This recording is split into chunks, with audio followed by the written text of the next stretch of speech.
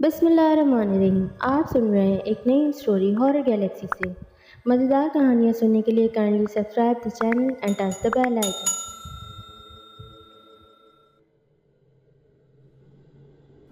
जमाल मेरा दोस्त जो गुज़श्ता 30 साल से मेरा साथी था, वो शहर अपने किसी दोस्त के साथ घूमने गया होता। इसने जाते हुए मुझे भी चलने की पेशकश की, मगर मैंने अपनी तबीयत में गिरानी महसूस की। इसका साथ देने से इनकार कर दिया और आकर अपने बिस्तर पर लेट गया और लेटे लेटे बानों के बारे में सोचने लगा। इसका पुरखुलूस मुस्कुराता हुआ चेहरा तसव्वुर की दुनिया आबाद करने लगा और इसके साथ ही मेरे सख्त और हरीस तबीयत के मालिक मामू का चेहरा भी उभरा। मरते वक्त जिनकी सरपरस्ती में देखकर मुझे वालिदैन मौत की भयानक सरजमीन के बासी बन चुके थे। सख्तगीर मामू बे औलाद होने की वजह से मेरे वालिदैन की छोड़ी हुई जात अकेला हड़प करने की फिक्र में रहते और आए दिन तरह तरह की साजिशें करते रहते। मैं इन दिनों 22 साल का था। मेरे मामू ने मेरे कत्ल की साजिश तैयार की, जिसकी मुझे बर वक्त खबर हो गई। मैंने साजिश से बाखबर होकर अपने मामू की शख्सियत का मवाज़ना किया। मेरे मामू जो कि बूढ़े थे और कब्र में पाँव लटकाए बैठे थे, इनके नज़दीक मेरी कोई हैसियत ना थी। वो मुझे मजबूरन बर्दाश्त कर रहे थे, हालांकि मैं अपने ख़ानदान का वाहिद फ़र्द था जो इनके बुरे भले में काम आ सकता था। मगर किसी ने सच ही कहा है कि हवस इंसान को तबाही और बर्बादी के रास्ते पर ही ले जाती है, और मेरा ख्याल था कि मेरे मामू भी अपने आप को बड़ी तेज़ी से तबाही की तरफ धकेल रहे थे। फिर मैंने सोचकर हवेली को हमेशा के लिए खैराबाद कह दिया। मेरे मामू मुझे अपनी राह का पत्थर समझकर मुझे ठिकाने के लगाने के चक्करों में हवेली के मुलाजमों से सास-बास कर रहे थे, सिवाय एक बूढ़े माली बाबा सलीम के। तमाम लोग मेरी जान के दुश्मन थे। सलीम बाबा 70 साल से ऊपर के थे। इनके वाइफ को गुजरे हुए 40 साल गुजर चुके थे। उन्होंने मेरे वालिद को अपनी गोद में खिलाया था और मुझे भी। सिर्फ वही ऐसे थे जो मेरे सच्चे हमदर्द थे। एक दिन उन्होंने मेरी कत्ल की साजिश से मुझे आगाह करते हुए मुझे कुछ जेवरात ला कर दिए और मुझे रानीपुर से चले जाने को कहा। नए जेवरात रानीपुर बाय द वे मेरी आबाई जायदाद है। मैं इन जेवरात को लेते हुए पूछा, सलीम बाबा, ये जेवरात किसके हैं और इतने कीमती जेवरात आपको कहाँ से मिले? मेरे सवाल के जवाब में इनके चेहरे पर लातादाद साए फैल गए। फिर एक सर्द आ भर के कहने लगे, ये मेरे पास गुज़श्ता 50 साल से किसी की अमानत पड़ी हैं बेटे, जिन्हें मैंने अमानतन रखा। 50 साल गुजर गए और एक बार भी लेने वाला नहीं आया। इतना तवील अरसा इनकी हिफाजत करने के सिलसिले में मुझे यह पहुँचता है कि मैं इन्हें जिस तरह चाहूँ इस्तेमाल करूँ, और मैं तुम्हें इसका सही हकदार समझता हूँ और इन्हें तुम्हारे हवाले कर रहा हूँ। और साथ ही ये नसीहत कर रहा हूँ कि चाहे तुम कितने ही बड़े आदमी क्यों ना बन जाओ, खुद कितने ही ताकतवर क्यों ना हो जाओ, अपनी ज़िंदगी में अपने मामू से मिलने की कोशिश ना करना बेटे। मैं जानता हूँ इनसे रब्ता ना करने की सूरत में तुम करोड़ों की जायदाद से हाथ धो लोगे। जाओ मेरे बच्चे, किसी दूर दराज इलाके में जाकर अपनी नई ज़िंदगी का आगाज़ करो। और एक बार फिर ताकीद कर रहा हूँ, कभी भूल कर भी अपने मामू से मिलने की कोशिश ना करना। इसी में तुम्हारी ज़िंदगी की भलाई है। और इसके साथ ही उन्होंने अपनी अश्कबार आंखों से कहा, जाओ मेरे अजीज़ बच्चे, अल्लाह तुम पर हमेशा अमन और सलामती का साया रखे। मैं ग्रेजुएशन कर चुका था और बाशऊर था। मैं बुज़दिल नहीं था जो मौत के खौफ से भागकर सारी ज़िंदगी के लिए खुद को जलावतन करने पर आमादा हो जाता था। मगर मैं सलीम बाबा का कहा टाल न सका और खामोशी से रानीपुर से चला आया। और फिर मेरी मुलाकात जमाल से हुई। पहली ही मुलाकात में मैंने अपनी ज़ात के लिए इसमें बेपनाह खुलूस महसूस किया और बहुत जल्दी हम गहरे दोस्त बन गए। जमाल एक खुशहाल घराने का आज़ाद इंसान था। कराची में इसका एक 4 स्टार होटल था। इसकी दोस्ती ने रूहानी तौर पर मुझे बहुत तक़वियत दी। ऐसे आलम में जबकि मैं दुनिया में तन्हा था, जमाल की पुरखुलूस ज़ात ने तन्हाई के इस ज़ख्म पर दोस्ती का मरहम रख दिया। और फिर जब इसे पता चला कि मैं एक होटल में रिहाइश पजीर हूँ, तो वह ज़बरदस्ती इसरार करके मुझे अपने घर ले आया। मुझे रहने के लिए कमरा भी दे दिया गया। फिर वही मेरी मुलाकात बानो से हुई। बानो जमाल की चचाज़ाद बहन थी और इसके अखलाक और हुस्न का मैं करवीदा हो गया था। रफ्ता रफ्ता हम मोहब्बत का शिकार हो गए और फिर जमाल की तजर्बाकार निगाहों ने हमारे जज्बात को भांप लिया। میں یہ جان چکا تھا کہ جمال خود بھی یہی چاہتا تھا۔ اس نے ہماری محبت کا خیر مقدم کیا اور ہم دونوں کو ایک چھوٹی سی تقریب میں رشتہ ارتباط سے منسلک کر دیا۔ 1 سال پلک جھپکتے ہی گزر گیا۔ میں نے کراچی میں ایک جنرل اسٹور کھول لیا تھا جس سے ہمیں معقول آمدنی ہو جاتی تھی۔ زندگی بڑے سکون سے گزر رہی تھی۔ 1 سال بعد اللہ پاک نے مجھے ایک پیاری سی بچی کا باپ بنا دیا جس کی آمد سے زندگی میں خوشیوں کا اضافہ ہو گیا۔ ایک دن میں اپنے ضروری کاغذات تلاش کر رہا تھا کہ کاغذات کے نیچے زیورات کی تھیلی نظر آئی جسے میں تقریباً بھول ہی چکا تھا اور آج تک بھولنے کی زحمت بھی نہیں کی تھی۔ جب میں نے اسے ہاتھوں سے پکڑے کھڑا سوچ رہا تھا کہ اس کا کیا کروں، اچانک پشت پر کسی نے گہرے گہرے سانس لینے کی آواز لی۔ میں یہ سن کر مڑنا چاہا، دیکھا تو بانو میرے سامنے کھڑی مسکرا رہی تھی۔ اچانک بانو کو سامنے پا کر خیال آیا کہ کیوں نہ زیورات بانو کو گفٹ کر دوں تو اسے خوشی ہوگی، کیونکہ زیورات ہمیشہ سے خواتین کی کمزوری رہے ہیں۔ چنانچہ اسی خیال کے تحت میں نے زیورات کی تھیلی میز پر الٹ دی۔ بانو اچانک ان بیش قیمت زیورات کو دیکھ کر گنگ رہ گئی اور اس نے بوکھلائے ہوئے لہجے میں کہا، تم نے یہ زیورات کہاں سے حاصل کیے ہیں؟ یہ تو کسی شاہی خاندان کے لگتے ہیں۔ یہ ہماری خاندانی یادگار ہے، میں نے بات بنائی۔ بانو ان زیورات کو پا کر بہت خوش ہوئی۔ چند منٹ وہ انہیں حیرت اور مسرت سے دیکھتی رہی، پھر ایک نیکلس نکال کر گلے میں پہن لیا۔ نیکلس اس کی خوبصورتی میں اضافہ کر رہا تھا۔ اس نے پوچھا، میں کیسی لگ رہی ہوں؟ نیکلس اس کی سراہی دار گردن میں بہت خوبصورت لگ رہا تھا۔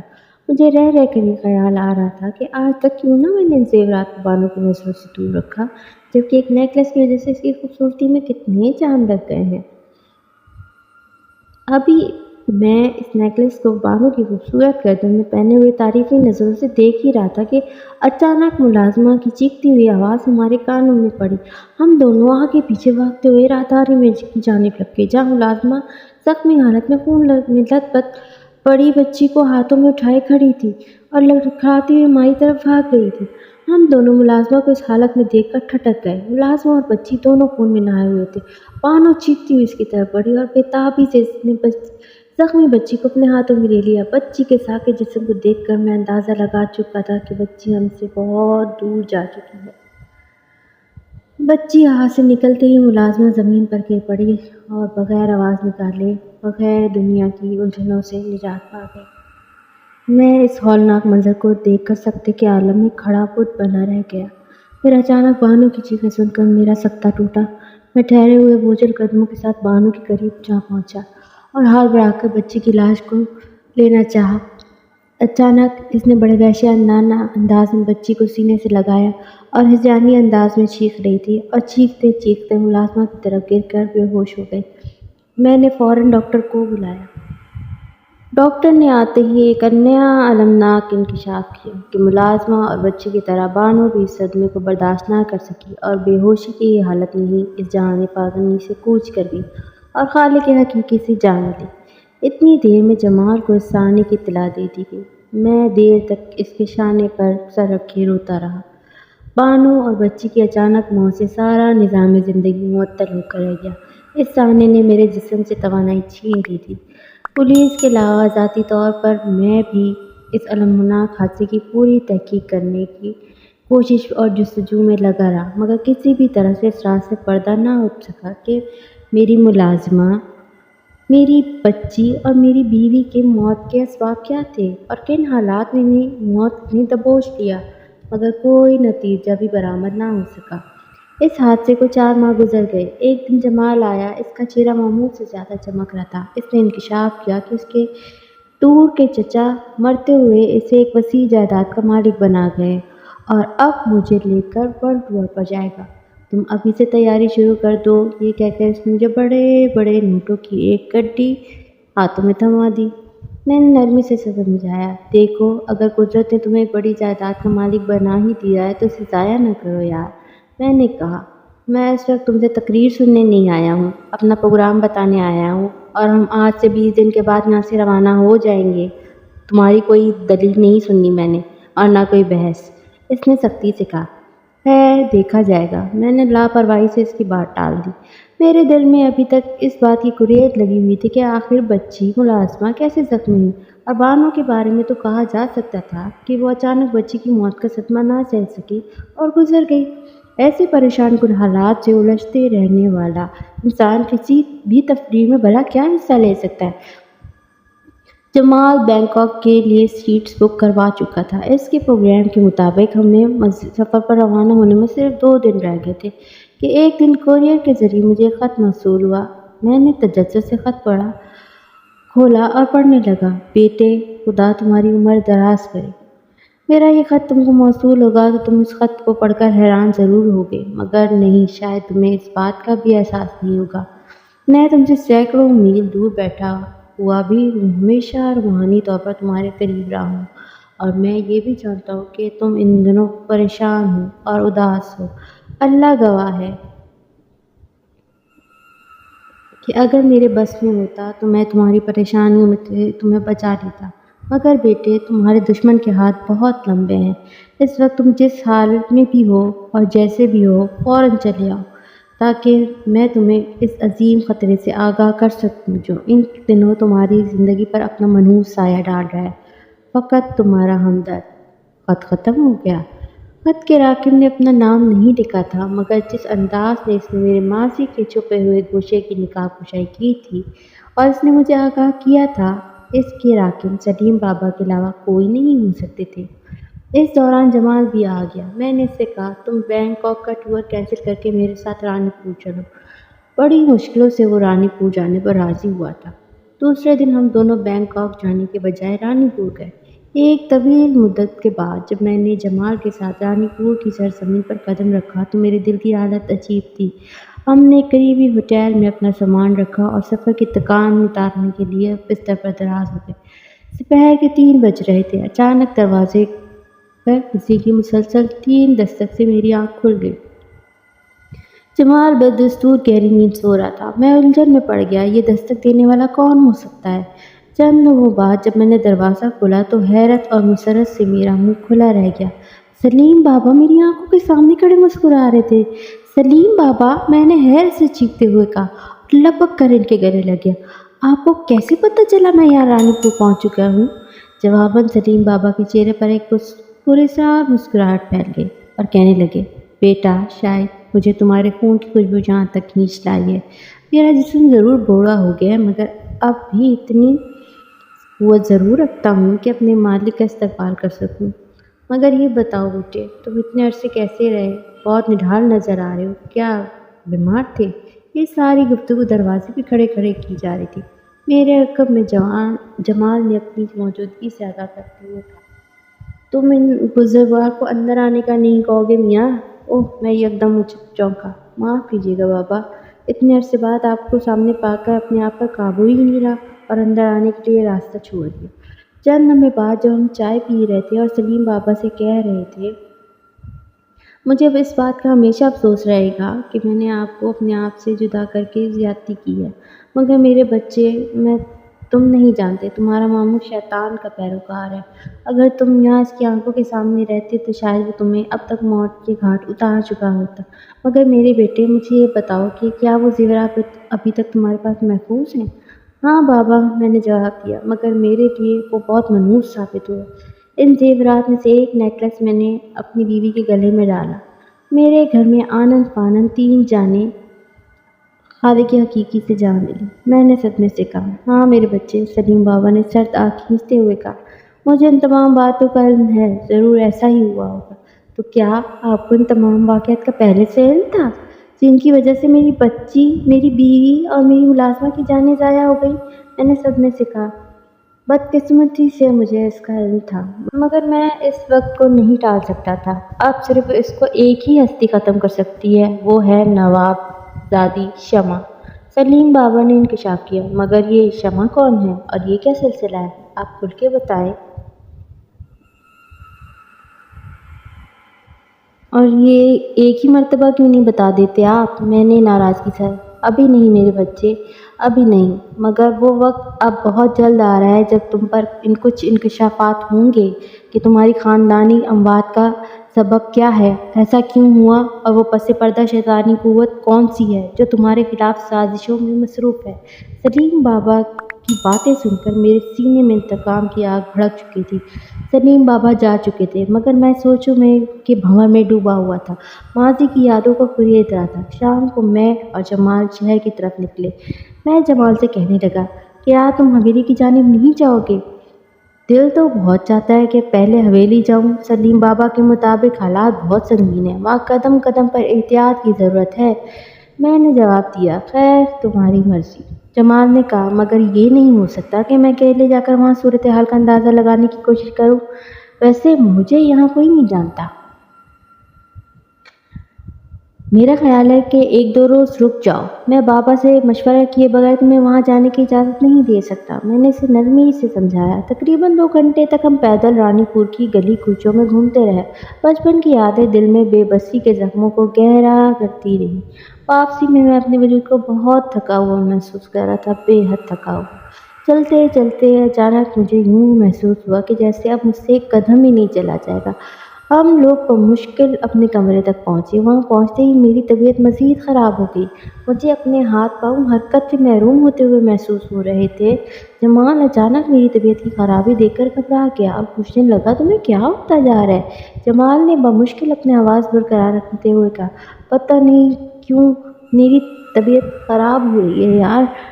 मुझे आराम से बिस्तर पर लिटा दो और किसी डॉक्टर को बुलाओ। जमाल ने खामोशी से मुझे बिस्तर पर लिटा दिया और काउंटर क्लर्क की तरफ भागता हुआ गया कि फ़ोन करके किसी डॉक्टर को बुला सके, मगर डॉक्टर के आने तक मुझ पर गहरी बेहोशी तारी हो चुकी थी।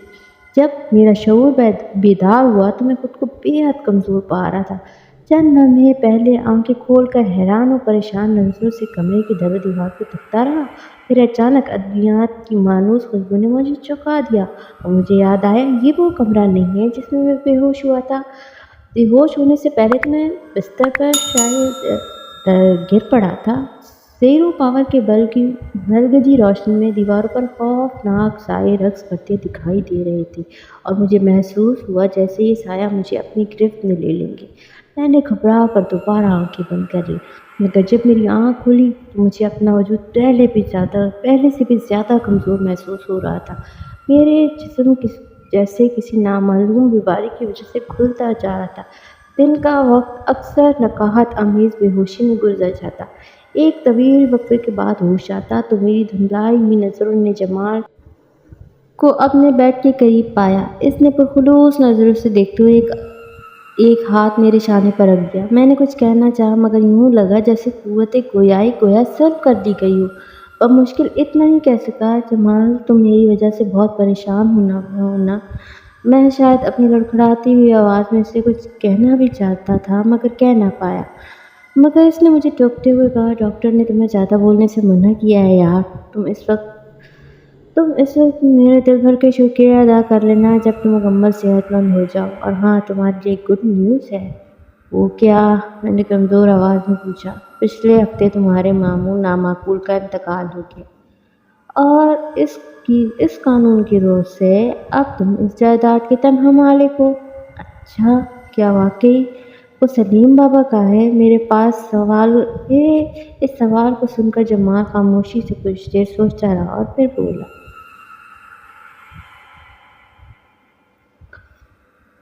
अब तुमसे असल बात छुपाना मुश्किल है। तुम्हारे मामू को सलीम बाबा ख़त्म करने में कामयाब हो गए, मगर खुद वो इतना ज़ख्मी हो गए कि ज़ख्मों से ज़्यादा खून बह जाने की वजह से खुद भी मौत की आगोश में चले गए।